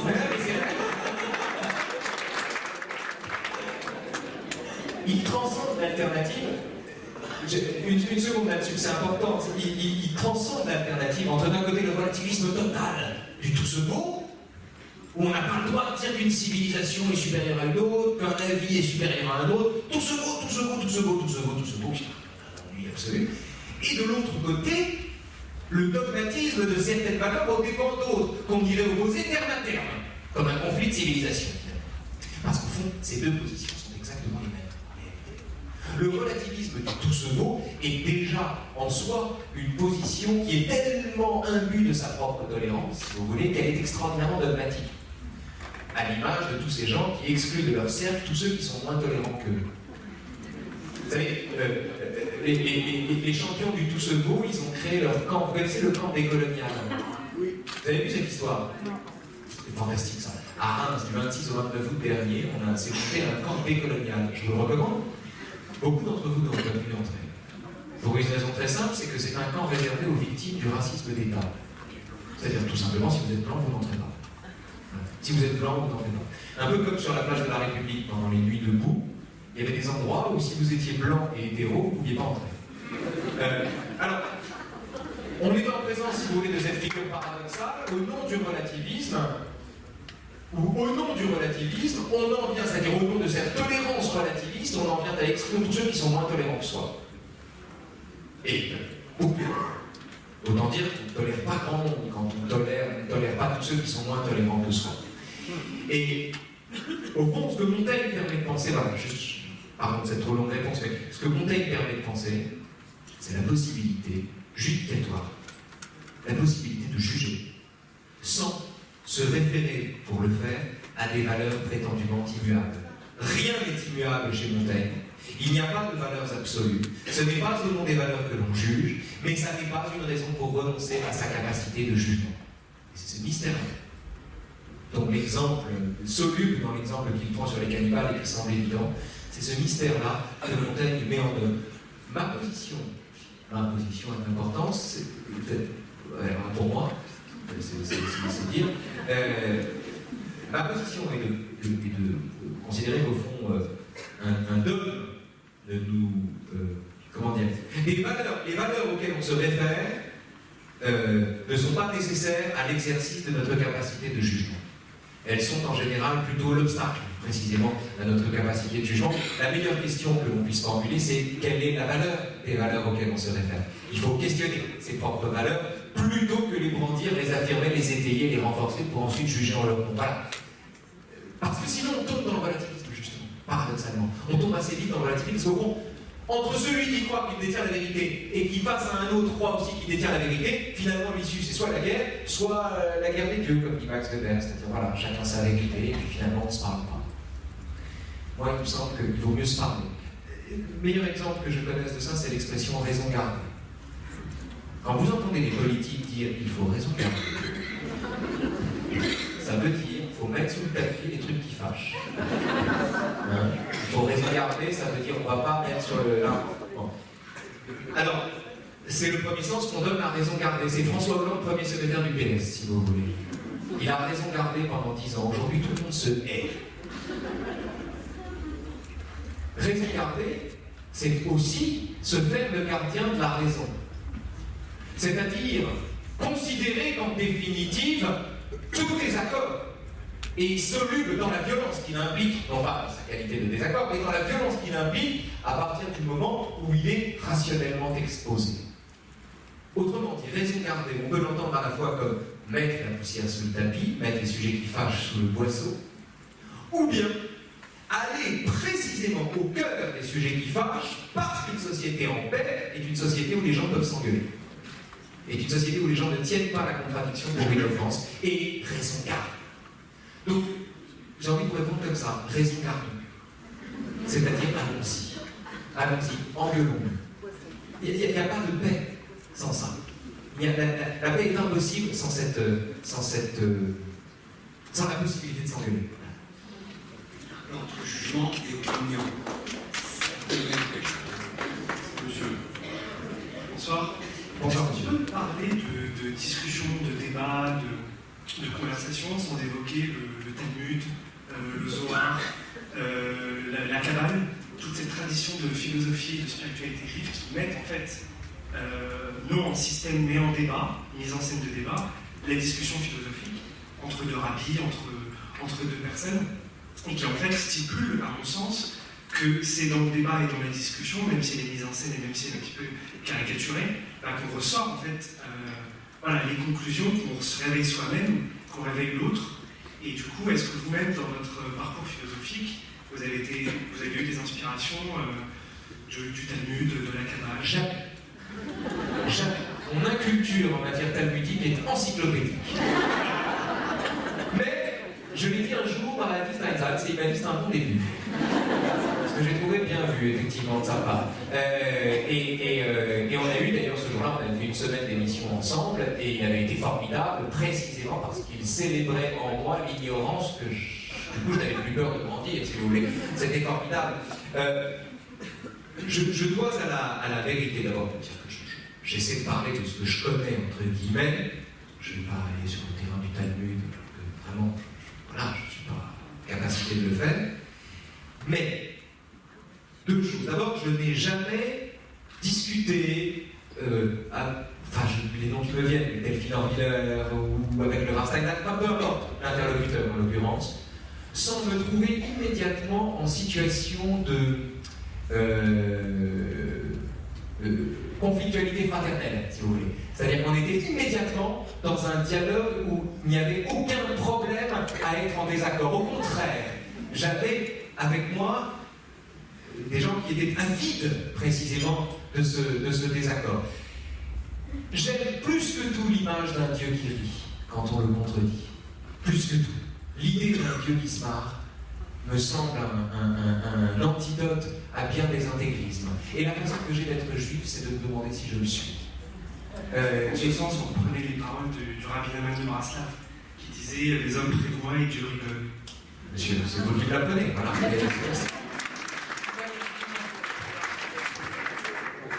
Je vous rassure, je vais vous poser une question très courte.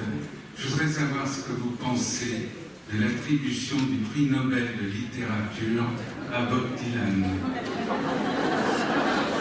Soyons honnêtes et avons-le Robert Zimmerman. Et regardons ça d'un œil. Je n'en pense rien. J'adore Bob Dylan, je n'ai rien contre le prix Nobel, mais le mélange des deux me fait l'effet d'un parapluie d'une machine à coudre sur une table de dissection. Alors, je ne pense à rien, il y a déjà quelque chose. Bon, merci quand même. Merci à vous. Je vous poserai la dernière question de cette soirée. Bonsoir. Bonsoir, monsieur. Une question très brève, très simple, qui recoupe un peu une question qui a déjà été posée, mais c'est pas grave, c'est un autre angle. J'essaie de rattacher ça au dialogue. Donc, pour combattre une idée mauvaise, il faut lui opposer une idée meilleure. C'est l'essence même du dialogue et c'est comme ça qu'on peut progresser par le dialogue. Et donc je pose la question qui est purement politique en fait, mais vous pouvez y répondre en philosophe. Qu'est-ce que vous pensez du délit d'opinion et qu'est-ce que vous pensez des lois qui tendent à limiter certaines opinions? Voilà. Dans vos questions. Merci de cette belle question et je suis content de clore là-dessus. D'abord, je ne suis pas de votre avis. Je ne pense pas qu'on puisse la jouer principe contre principe, si vous. Parce que matière et manière. Si on est dans la matière et pas dans la manière, on est face à un tyran et on oppose la démocratie. Ça lui fait de l'avion. Vous n'allez pas le convaincre. Et vous n'allez pas convaincre non plus les indécis. Vous n'allez pas convaincre les gens qui sont derrière lui. L'élection d'une idée pour s'opposer à une autre idée, le fait de faire valoir une idéologie contre une idéologie, quand bien même cette idée-là vous semblerait meilleure, par définition, que celle à laquelle vous vous opposez, et culmine dans l'inefficacité pratique, c'est-à-dire culmine au fond dans la déploration devant un monde comme il ne va pas. On est là, on dit, enfin, comment c'est possible, comment les gens peuvent encore penser comme ça? Oui, mais les gens, ils pensent comme ça. Or, rien de ce qui est humain nous est étranger, on est obligé de faire face à cette façon de penser plutôt que de le déplorer. Et en général, l'opposition d'une idée à une idée culmine dans la déploration. Parce que, voilà, on ne peut rien faire, on est là, on se dit, enfin, c'est quand même dingue de penser un truc pareil. Et je vais vous répondre très concrètement. J'ai eu maille à partir l'autre jour avec un type que certains d'entre vous connaissent, qui s'appelle Vincent Renoir. Vous voyez qui est Vincent Renoir? Il va vous plaire. Vincent Renoir a été condamné à 5 mois de prison et une amende pour avoir déclaré dans une de ses vidéos qu'il offrait 5 000 € à quiconque serait capable de lui démontrer, au terme d'un dialogue libre et courtois, que les chambres à gaz ne sont pas un mythe de propagande. Que les chambres à gaz ne sont pas un mythe de propagande. Vincent Renoir, c'est le disciple, l'homme lige de Robert Faurisson. Bien. Alors, vous avez ça sous les yeux. Vous avez quelqu'un qui pense ça. Vous avez quelqu'un qui pense que les chambres à gaz n'ont jamais existé, que c'est un mythe de propagande destiné à affermir le contrôle mondial par un petit groupe, etc. Le truc qui vous rend le moral quand vous êtes juif et déprimé. J'ai un copain comme ça qui me dit à chaque fois que je suis déprimé, je téléphone à un antisémite, qui m'explique que j'ai le pouvoir, qui m'explique que je contrôle tout, que je tiens la presse, je me sors plus là dans la qualité. Donc, si vous vous sentez mal, Vincent Renoir, c'est le type à rappeler. D'accord? En 2 secondes, il va vous expliquer qu'en fait, vous êtes à la tête du monde et que Donald Trump vous obéit. C'est génial. Alors, donc il faut le laisser parler. Justement, j'y viens.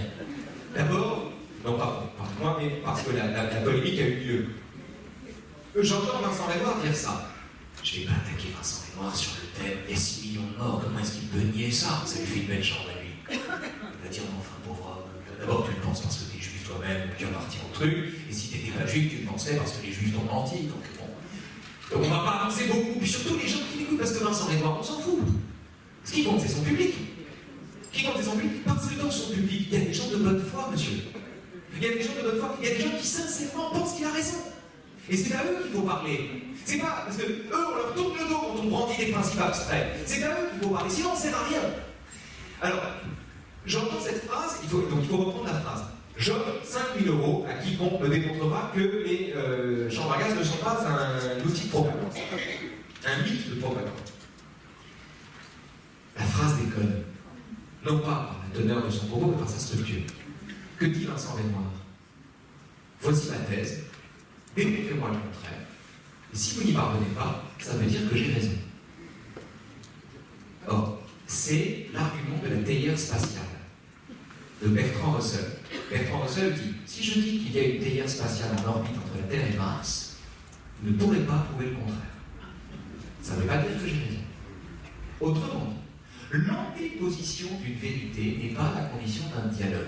C'est en réalité un sophisme. Si je commence par énoncer une thèse que je soumets à votre sagacité pour ensuite constater que vous n'arrivez pas à l'infirmer et que je déduis de votre incapacité à l'infirmer le fait que cette thèse est vraie, je marche sur la tête. Mon raisonnement n'est pas logique. Scientifiquement, c'est irrecevable. Et attaquer Vincent Renoir sur la structure, sur sa méthodologie, plus que sur les principes qui peuvent l'animer, que nous n'ignorons pas, mais enfin, l'attaquer sur la méthodologie, faire comme si on avait affaire à un honnête homme, qui en honnête a voulu, en scientifique, s'est trouvé face à une imposture et a voulu la déconstruire et lui montrer que sa méthode n'est pas la bonne. C'est la meilleure façon que j'ai trouvé de m'adresser aux autres. Alors, je fais ma petite chronique avec mes formules et tout ça, là. 2030, hein? La théière spatiale, ça fonctionne. Hein? On se sert des outils qu'on a. Et alors, évidemment, Vincent Renoir, tout content qu'on lui tape dessus, sort une vidéo immédiatement, en expliquant que je suis de mauvaise foi, que ça ne va pas du tout, mais que tout ça est certainement mal entendu, et donc m'invite à venir en Angleterre débattre avec lui-même et Robert Forisson de l'existence des chambres à gaz. Deuxième problème. Parce que ceux qui peuvent avoir été touchés éventuellement ou ébranlés par l'argumentaire méthodologique vont immédiatement s'abriter derrière le refus de débattre avec Vincent Renoir pour dire qu'en réalité je suis un lâche et que j'ai peur de Vincent Renoir. Donc, il faut bien répondre à Vincent Renoir en lui disant que je ne vais pas y aller, parce que je ne vais pas y aller en Angleterre débattre avec Renoir. J'ai d'autres plans pour les vacances, si vous voulez. Alors, comment je fais? Comment on fait dans ces cas-là? Comment j'ai fait? D'abord, j'ai profité de sa réponse pour écrire, et non plus dire à l'oral, l'ensemble des objections méthodologiques que je pouvais formuler à l'encontre de sa thèse. J'en ai profité pour donner à lire, parce que je savais que ses soutiens donner à lire le fait que, par exemple, comment comprend-il le témoignage du SS dans Shoah? D'ailleurs, a-t-il vu Shoah? Pour lui proposer, je trouve que j'ai enregistré si c'est un homme, le Primo Levi. J'ai dit, écoutez, donnez-moi une adresse, moi, que je vous l'envoie, quoi. Bref, c'est ça. Et puis surtout, de lui dire que les conditions d'un débat ne sont pas réunies. Parce qu'il offre 5 000 € à qui le dément. Mais ça ne marche pas comme ça. C'est pas comme ça qu'on débat. La condition première d'un débat, c'est de contredire sa propre thèse. Sinon, il n'y a pas de débat. On n'est pas dans l'ouverture, on n'est pas dans la possibilité. Donc, je n'ai pu sortir de cette affaire, si j'ose dire, qu'en faisant valoir que les conditions du débat n'étaient pas réunies. Précisément parce qu'elles ne l'étaient pas. À ce qui, il se trouve que coup de bol, parce que j'avais vraiment pas envie d'aller en Angleterre, Vincent Renoir, par ailleurs, se revendique national-socialiste sans haine. Je dis, monsieur, comment dire, c'est la limite pour moi, je suis peut-être un peu dogmatique, mais je trouve que c'est un oxymore, nazi sans haine. J'ai du mal à penser ça en même temps, j'arrive pas. Il se trouve, monsieur, que par le plus grand des hasards, personne n'est parfait, je suis juif moi-même, et que pour un juif, parler à un nazi, bon, on va dire que c'est une limite, voilà, on va dire que c'est une limite, et donc je dirais pas de ma part. Mais ce qui est peut-être intéressant dans cette histoire, ce sont les réactions des gens qui soutiennent Vincent Renoir, qui pour certains qui commençaient en disant les sales juifs, enfoirés, machin, possédants, dominants, caste, trucs, etc., etc. Les soutiens de Vincent Renoir qui arrivaient des indigènes de la République comme du Front National, enfin voilà, les soutiens de Vincent Renoir, parmi eux, certains d'entre eux m'ont fait le crédit de considérer que j'étais pas malhonnête dans la façon que j'avais eu de lui répondre. Et ça, c'est une prise de guerre.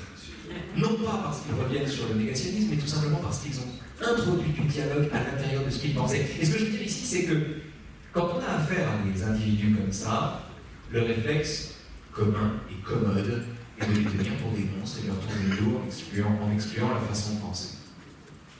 Il me semble, comme pour le Burkini, que nous devons prendre le risque de cette façon de penser. Parce qu'un type comme Vincent Renoir, confronté à un historien compétent, mange le parquet et le mur. Et ça, c'est essentiel. Alors que, comme dit Jacques Julliard, c'est une phrase de Jacques Julliard que je trouve imparable, criminaliser le refus de l'évidence aboutit à jeter un doute sur l'évidence elle-même. Et c'est ça qui me gêne dans les lois mémorielles. C'est ça qui me gêne, même si, parce que j'attendais ça. Voilà, je vous réponds aussi honnêtement, j'ai changé de religion là-dessus. Je ne savais pas. Voilà, j'ai changé de religion là-dessus. Il me semblait qu'à l'intérieur de l'espace public, certaines opinions ne peuvent pas avoir le droit de citer dans la mesure où, précisément, elles sont infâmes. Reste que exclure ces opinions de l'espace public au nom de ce que je vous dis là, c'est leur garantir une prospérité souterraine jusqu'au jour où elles éclatent. On doit y aller, on doit se battre, on doit leur casser les genoux à coups de concepts et d'arguments, on doit discuter, on doit y aller, on doit apporter les preuves, on doit envoyer les historiens, il faut aller au charbon, si j'ose dire. Il faut y aller, parce que sinon, ça prospère. Mais on ne pourra pas, tant que les lois ne sont pas appliquées. Ça, c'est une autre.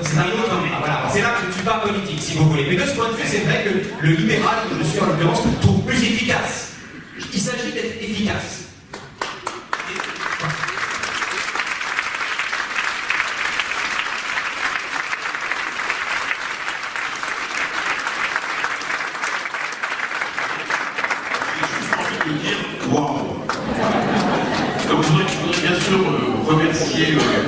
Madame Leven pour cette conférence passionnée et passionnante. Et bien sûr... Merci à vous, c'est un plaisir de parler avec vous. Bien sûr.